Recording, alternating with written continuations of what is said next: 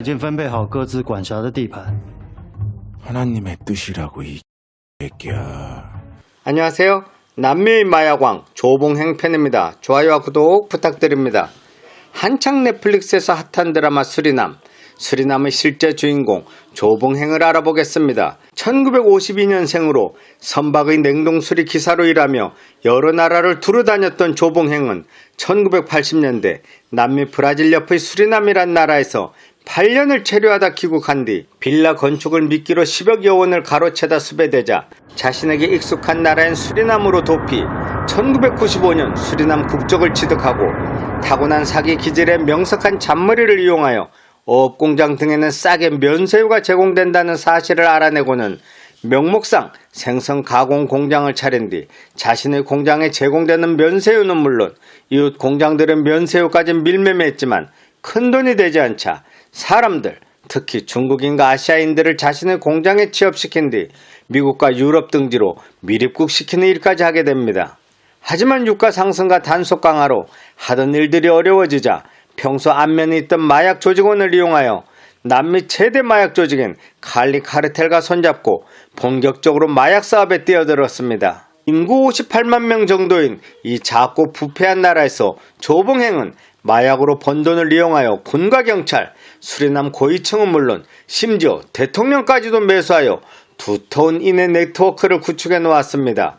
이 덕분에 조봉행은 수리남에 입국하는 아시아계 승객들의 명단을 미리 확보하여 이 중에서 자신의 마약을 운반할 운반책으로 포섭 1인당 소지량이 제한된 원석이라고 속인 뒤 운반료로 400만을 준다고 약속, 일본에까지 마약이 운반될 정도였습니다.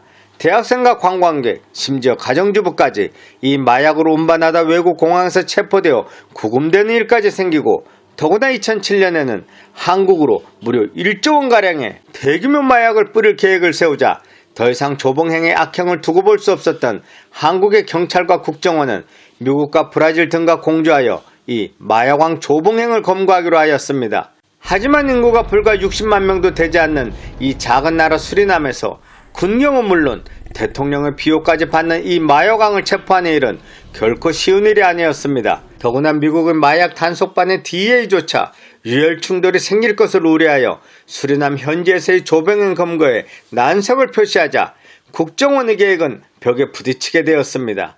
하지만 이들에게 다시 조봉행 검거에 희망을 쏘아올린 사람이 나타났습니다. 수리남에서 사업을 하던 낭패를 본 K씨가 주 베네수엘라 한국대사관에 도움을 요청하자 국정원은 이 K씨를 마약중개상으로 꾸며 조봉행과 접선, 신뢰를 쌓은 뒤 조봉행을 제3국으로 유인하여 체포할 계획을 세웠습니다. 하지만 과무로의 유인은 미국 마약 단속반을 극도로 두려워하는 조봉행 때문에 무산되고 결국은 브라질로 유인하기로 하였으나 그나마 선택된 벨렘이란 지역은 수리남과 가까워 수리남의 마약 카르텔이 활약하는 지역, 이번에는 브라질이 난색을 표하였습니다. 수많은 난관 끝에 최종 결정된 장소는 브라질의 상파울루, 바로 이곳으로 의심 많고 조심스럽고 더구나 머리까지 좋은 조봉행을 유인하기 위해 1년여를 오르고 달린 줄다리기 끝에 마침내 상파울루로 오겠다는 약속을 받아내기에 성공했습니다. 드디어 운명의 2009년 7월 23일 브라질의 과를루스 공항에는 방탄조끼와 총기로 무장한 브라질 연방경찰들과 국정원 요원들이 대기, 입국장으로 들어서는 남미 마약왕 조봉행과 그 일당들을 급습하여 체포할 수 있었습니다. 하지만 그에게 내려진 형량은 고작 10년. 2022년 현재 그는 추록하여 어디로 사라진 것일까요? 자신의 두 개의 조국 대한민국과 수리남 중에서 어디를 선택하였을까요? 만약 수리남으로 돌아갔다면 숨겨놓았던 마약 판돈으로 호사 생활을 누리고 있을까요? 아니면 조직원 중 누군가가 돈을 빼돌리고 쓸쓸한 70대의 노인이 된 조봉행이 망연자실한 표정으로 서 있을까요? 아쉽게도 이 부분은 넷플릭스 드라마 수리남에도 나오지 않으니 더욱 궁금하기만 합니다. 남미의 마약왕 조봉행 편 재미있게 보셨다면 좋아요와 구독 부탁드립니다. 감사합니다.